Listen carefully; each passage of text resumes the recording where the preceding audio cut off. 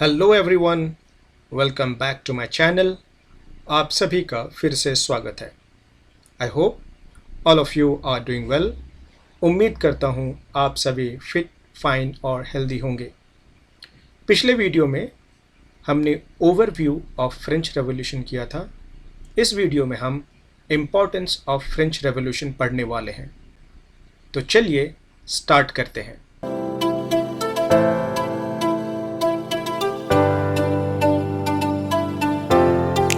तो चलिए importance of French revolution समझते हैं। आखिर हम फ्रेंच रेवोल्यूशन पढ़ क्यों रहे हैं? दरअसल हम फ्रेंच रेवोल्यूशन इसलिए पढ़ रहे हैं क्योंकि जब फ्रेंच रेवोल्यूशन हुआ तो उसका एक बहुत बड़ा इम्पैक्ट पूरे वर्ल्ड में होगा। इसकी वजह से बहुत सारी चीज़ें बदलेंगी, पॉलिटिकल सिस्टम्स बदलेंगे, थिंकिंग बदलेगी लोगों में और नए नए इंस्टीट्यूशंस आएंगे। और वो आज के दिन भी हम देखेंगे कि बहुत सारे कंट्रीज़ में फॉलो किए जाते हैं। इसीलिए फ्रेंच रेवोल्यूशन का एक बहुत बड़ा इम्पोर्टेंस है। तो चलिए देखते हैं कि क्या क्या चीज़ें वर्ल्ड ने फ्रेंच रेवोल्यूशन से सीखा है। फर्स्ट पॉइंट हम लोग देखते हैं, लिबर्टी, इक्वालिटी एंड फ्रेटर्निटी। ये तीन ऐसे कॉन्सेप्ट्स थे या ऐसे टर्म्स थे जिसके ऊपर पूरा का पूरा फ्रेंच रेवोल्यूशन जो था वो टिका हुआ था। ये कहता क्या है? These are the fundamental principles that can lead to an ideal nation. अगर एक आदर्श राष्ट्र बनाना है हमें, तब इन तीन चीज़ों की, इन तीन टर्म्स का होना बहुत ज़रूरी है। Liberty, equality and fraternity. Liberty का क्या मतलब होता है? लिबर्टी का मतलब होता है freedom to express one self and pursues one own path without operation. इसका मतलब यह है कि जो भी इंडिविजुअल है उसके पास फ्रीडम होनी चाहिए, वो अपने रास्ते को चुन सके, किस रास्ते पे वो जाना चाहता है, वो अपनी लाइफ में क्या करना चाहता है, और उसे कोई रोक टोक नहीं होनी चाहिए। ऑफ कोर्स जब हम लिबर्टी की बात कहते हैं तो हम ये ज़रूर कहते हैं कि उसमें कुछ रीजनेबल रेस्ट्रिक्शंस होने चाहिए ताकि समाज अच्छे तरीके से चल सके। फ्रीडम सभी को मिले, लेकिन उस फ्रीडम से दूसरे को कोई नुकसान नहीं होना चाहिए। जो दूसरा प्रिंसिपल है वो है इक्वालिटी का। All citizens have the same right and opportunities. तो फ्रेंच रेवोल्यूशन का जो दूसरा पिलर था वो था इक्वालिटी का। वो ये कह रहा था कि जितने भी सिटीजन्स हैं, जितने भी नागरिक हैं, उन सभी को सेम राइट्स एंड अपॉर्चुनिटीज़ मिलने चाहिए। और तीसरा पॉइंट है फ्रेटर्निटी का। ये क्या कहता है? ये कहता है promotes solidarity and unity among people. So fraternity को अगर हम लोग दूसरे वर्ड के हिसाब से समझें तो इसी को हम लोग ब्रदरहुड कहते हैं। फ्रेटर्निटी का होना एक बहुत इम्पॉर्टेंट कॉन्सेप्ट था और इसकी वजह से ये चाहते थे कि जितने भी लोग हैं उस कंट्री में वो यूनाइट हो जाएं, उनके बीच में भाईचारा रहे, उनके अंदर ब्रदरहुड रहे। अगर हम देखें इन तीनों कॉन्सेप्ट्स को तो हमें समझ में आएगा कि ये तीनों कॉन्सेप्ट एक आइडियल नेशन बनाने के काम में आती है, एक आदर्श राष्ट्र बनाने के काम में आती है। जब हम इंडियन कॉन्स्टिट्यूशन को देखते हैं और इसके प्रीएम्बल को देखते हैं तो आप देख सकते हैं कि यहाँ पर प्रीएम्बल में लिबर्टी, इक्वालिटी और फ्रेटर्निटी जैसे शब्द मिलेंगे आपको। इसका मतलब ये है कि फ्रांस ने हमें ये तीन कॉन्सेप्ट्स दिए या ये तीन टर्म्स दिए जो आज के डेट में बहुत रेलिवेंट है बहुत सारे डेमोक्रेटिक कंट्रीज़ में। Okay, students, there is an important announcement for you. I will be conducting online doubt clearing session starting from first week of May 2025. It will be done every Sunday and the time is between 9 a.m. to 9:45 a.m. and it will be done through Google Meet. The languages used will be English and Hindi. The link is given below in the description. I strongly suggest you to join the online session if you want to clarify your doubts. Students, अगर आपके पास कोई doubts हैं तो आप मुझे online session के ज़रिए बता सकते हैं और मैं आपके डाउट्स को वहाँ पर क्लियर करूँगा। ये डाउट क्लियरिंग सेशन स्टार्ट होने वाला है फर्स्ट वीक ऑफ मई 2025 से। ये हर संडे को कंडक्ट किया जाएगा और टाइमिंग्स हैं हमारे 9 AM से लेके 9:45 AM। और ये गूगल मीट के थ्रू किया जाएगा। गूगल मीट का जो लिंक है वो डिस्क्रिप्शन बॉक्स में दिया गया है और इंग्लिश और हिंदी दोनों लैंग्वेजेस में मैं आपके डाउट्स को क्लियर करूँगा। तो जिस भी स्टूडेंट को कोई भी डाउट्स हो वो मुझे ऑनलाइन सेशन में ज्वाइन करें और मैं उनके डाउट्स को क्लियर करने की कोशिश करूँगा। I hope to see you in my online sessions. आइए अब पॉइंट नंबर 2 को देखते हैं। पॉइंट नंबर 2 कहता है सेपरेशन ऑफ पावर्स, और इसे हम ऑर्गन्स ऑफ द गवर्नमेंट कहते हैं।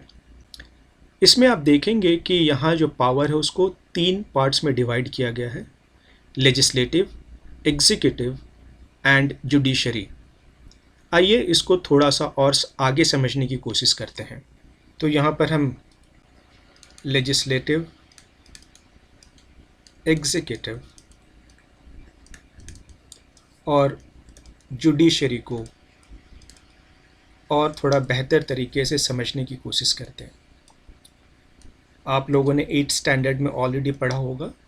जब हम लेजिस्लेटिव की बात करते हैं तो ये इसी को हम लोग कहते हैं law making body.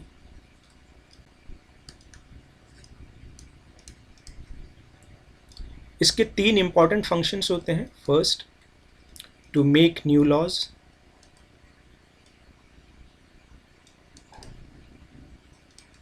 Second, to amend laws,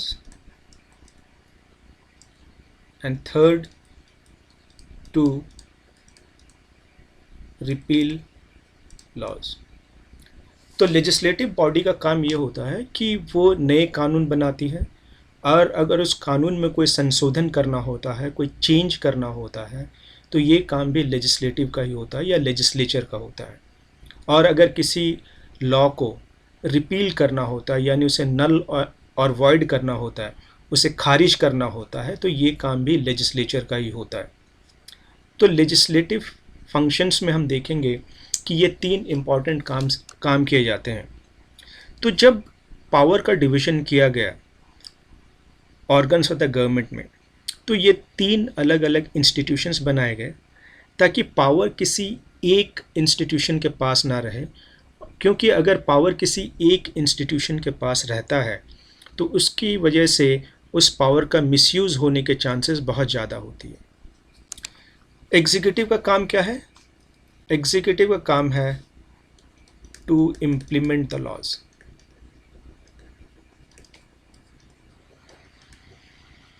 तो जो लेजिस्लेचर ने जिस कानून को बनाया है उस कानून को इम्प्लीमेंट करने का काम एग्जीक्यूटिव को दिया गया है।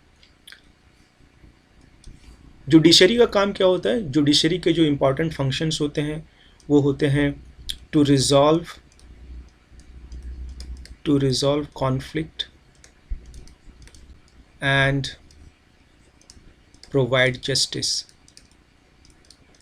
जुडिशरी का काम ये होता है कि ये जो भी कॉन्फ्लिक्ट्स होते हैं, या वो इंडिविजुअल टू इंडिविजुअल के बीच में हो सकता है, या वो state government and central government के बीच हो सकता है, वो इंडिविजुअल एंड सेंट्रल गवर्नमेंट या स्टेट गवर्नमेंट के बीच हो सकता है।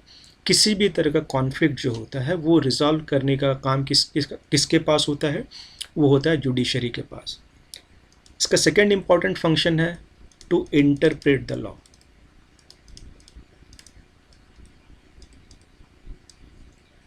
और इसका तीसरा जो फंक्शन होता है उसको हम लोग कहते हैं जुडिशियल रिव्यू।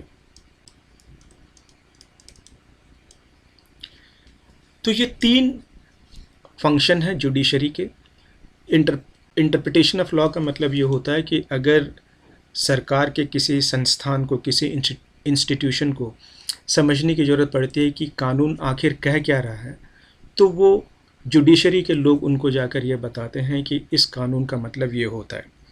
ये interpretation of law basically president के लिए किया जाता है, क्योंकि इंडिया में हम देखेंगे कि प्रेसिडेंट जो होता है वो सारे जो कानून होता है उस पर उसकी सिग्नेचर होती है। तो हो सकता है कि प्रेसिडेंट पूछे कि भाई मुझे ये कानून समझ में नहीं आ रहा है, तो क्या कोई मुझे बता सकता है कि ये कानून आखिर कहना क्या चाहता है?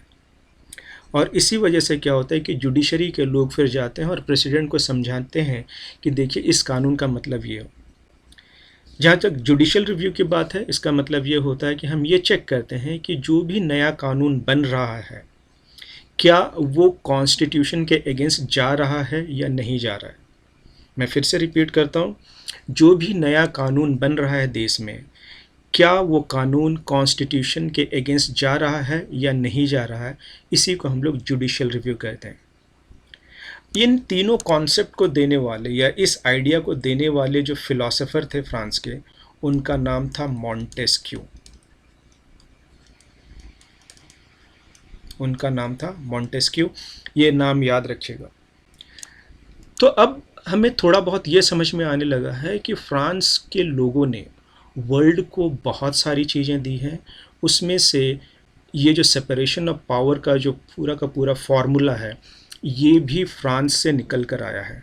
और इसको देने वाले जो फिलोसोफर थे उनका नाम था मॉन्टेस्क्यू। आज के डेट पे अगर हम देखें तो ये जो सिस्टम है ये लगभग सारे डेमोक्रेटिक कंट्रीज़ फॉलो करते हैं, इंक्लूडिंग इंडिया। चलिए अब थर्ड पॉइंट को देखते हैं,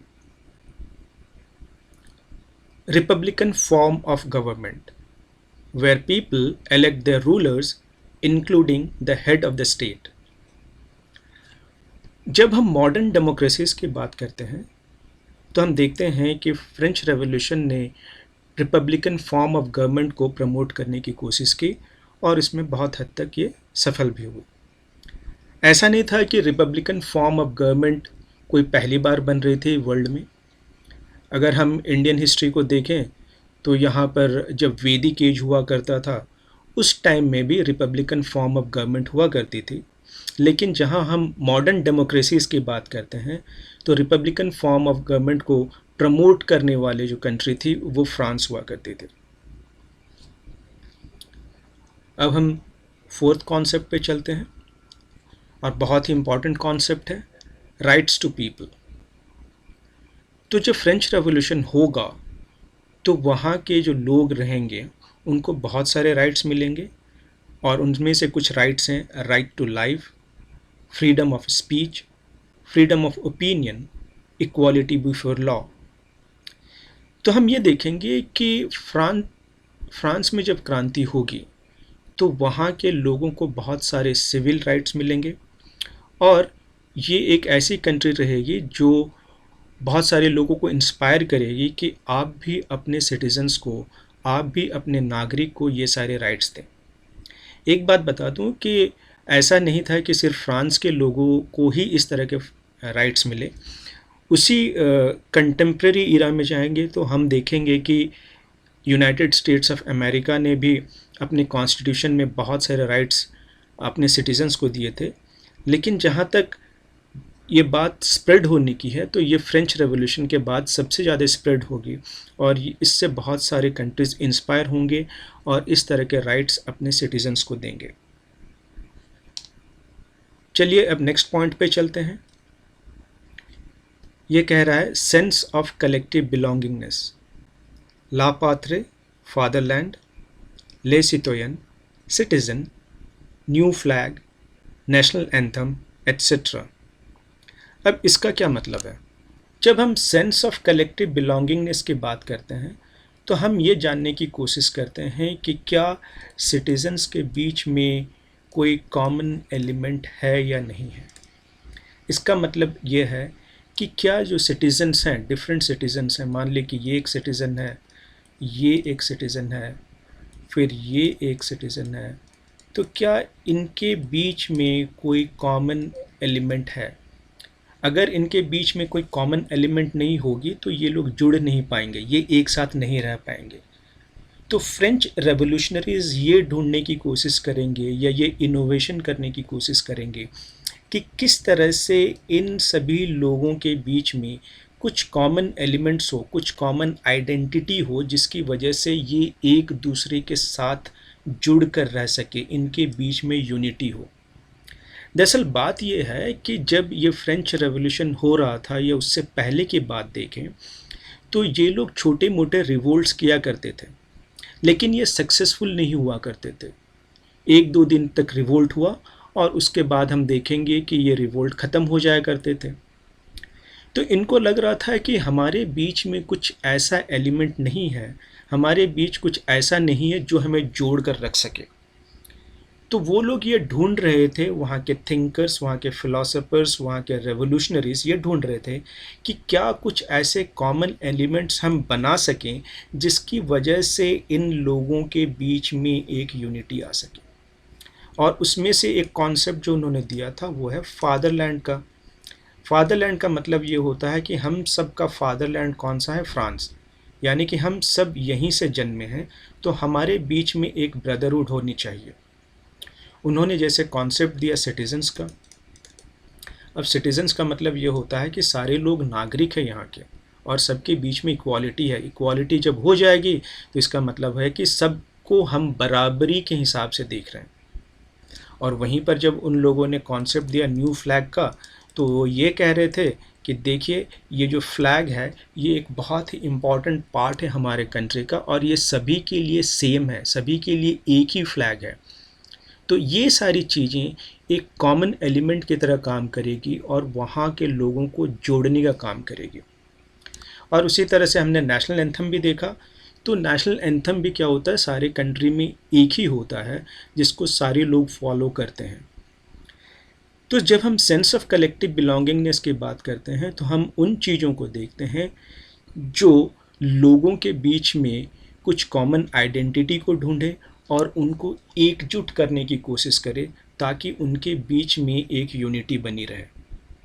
आज के सेशन को अब हम यहीं ख़त्म करते हैं। नेक्स्ट वीडियो में हम कॉजेज़ ऑफ फ्रेंच रेवोल्यूशन पढ़ने वाले हैं।